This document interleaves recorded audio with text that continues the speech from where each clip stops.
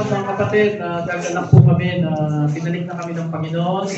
Pag-pray po nating patuloy na maging fruitful. At narinig niyo po yung sinabi ni Sister Rachel. Ang goal natin, of course, lahat ng lahi. No? Kaya lang kami may limitasyon. So, siya reinforcement. Pag-pray natin yung kanyang prayer request na may mawin na isang kaluluwa. No? Na Armenian talaga. Bagamat may uma-attend sa atin dito, pero karamihan lalaki, di ba? So, ang ipag-pray natin, either lalaki yan o babae na kabataan ako, mas excited ako pag kabataan. Kasi it means may potential yan na maging Bible student, may potential yan na talagang ma-disciple natin. Mas mahirap i-disciple yung may edad na, no? Pero pwede pa rin silang maligtas. So, yun ang pray natin. Let's pray.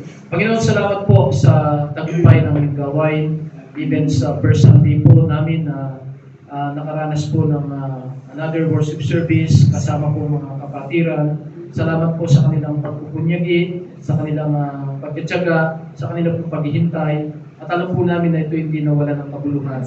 Ngayon, Panginoon, kami po ay sama-sama magtutulong-tulong, Panginoon, with the reinforcement ng pagdating po ng kapatid na Rachel Ann at even ang mga ililigtas po pa ng mga kaluluwa. Salamat, Panginoon, sa bawat ministry, ang music ministry, ang financial ministry, even ang mga ladies, Panginoon, ang men, at ang marami pa pong bahagi ng gawain. Patuloy po namin itong mapaayos, ma-improve, mapaganda, alang-alang sa ikalulugod po ng iyong dakilang pangalan. At tulungan mo po kami sa aming ginagawang paghahanda para po sa aming parating na anniversary, even after our quick break, Panginoon, sa aming pagsasalusaluhan. Dalangin po namin na i-bless mo po ito, magbigay kalakasan sa aming mga pangangatawan at pagpalain mo po mga kapatid namin na nag-contribute, nag-provide, nag-prepare po ng mga pagkain nito.